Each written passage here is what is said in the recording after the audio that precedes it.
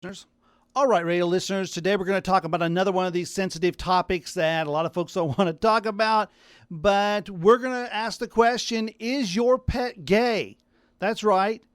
Is your rover wanting to get over on another animal of the same sex? Male on male, female on female.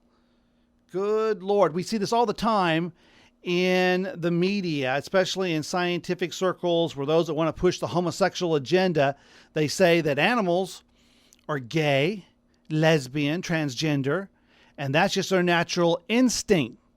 And so if we see it in the animal kingdom, then it should be normal and correct and really with Mother Nature for humans to act this way. Well, from the Kansas Family Policy Council, we see an article from Carla Dial that says, Nature, journalists distort animal studies of gay sexuality. In the August issue of the journal Nature, a pair of authors warn that studies of animal sexual behavior are prone to being distorted by the media and how they can best avoid this from happening. And they talk about how human life decisions, sexual partners, and cultural decisions are being parroted in the animal kingdom, where they say, quote, lesbian is a human term, not an animal term.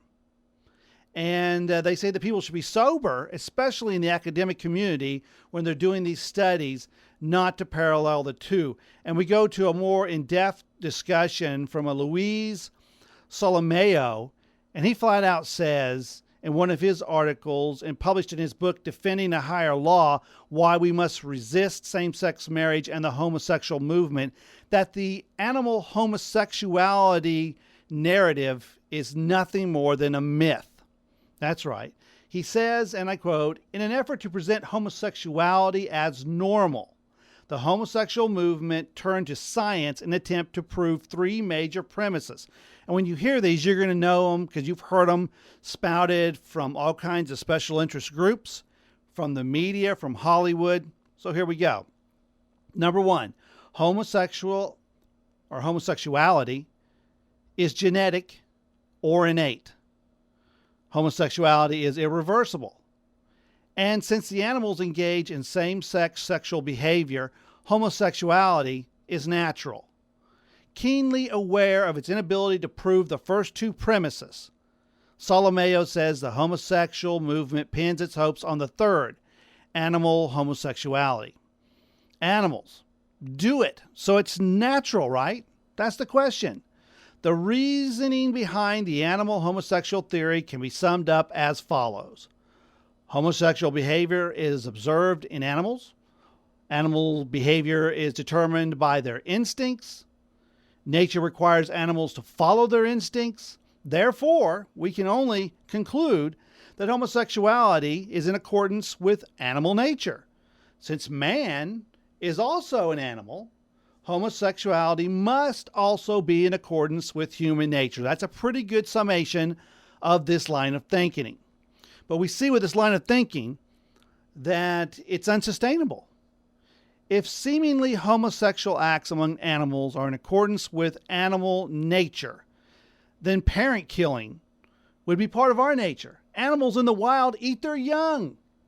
If we're going to say, well, let's look at the animals and let's live our life as humans based on this, then we basically would eat our young.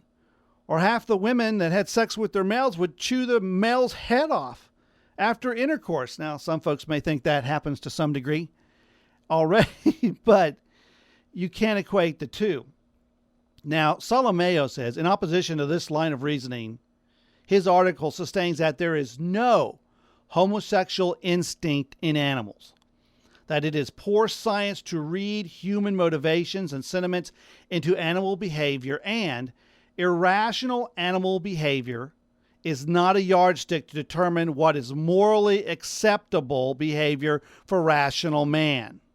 There is no homosexual instinct in animals. I say that again. Solomeo says, anyone engaged in the most elementary animal observation is forced to conclude that animal homosexuality, filicide, and cannibalism are exceptions to normal animal behavior. Consequently, they cannot be called animal instincts.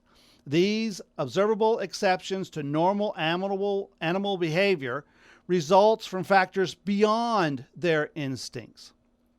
And so we see that you can't look at one and do the other, but it's really where the homosexual community has to go. They can't go up and say homosexuality is genetic or innate, because people just will not buy that. The crazy star homosexual gene, they've never been able to prove that scientifically, and the only place you see that are those with an agenda that push it.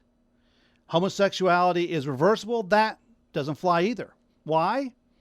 Because everybody knows people, someone in their life that was heterosexual, then went to the homosexual lifestyle, or was homosexual and then went back to the heterosexual lifestyle. We know that's not an innate quality. Like a black man cannot make himself white other than Michael Jackson, and a white man can't make himself black. Those are innate qualities. Those are immutable qualities. Those are qualities that can't be changed. Where homosexuals change it all the time, go back and forth based on what kind of lifestyle they want to live. It's not acceptable and received well by the homosexual community because they want to have something to fall back on. They want to have that same rock. They can't use the Bible. They can't go back and say Christian values because the Bible speaks in diametric opposition to their lifestyle. So they can't fall back on those traditional foundations that most people do when deciding how they're going to live, how they're going to act, how they're going to interact. They can't do that. They can't go and fall on this genetic clause and say it's just so you can't help it. You can't change the way you are. You hear that, but homosexuals change the way they live all the time. So they want to go back to the animal kingdom and get down to its rawest, simplest form.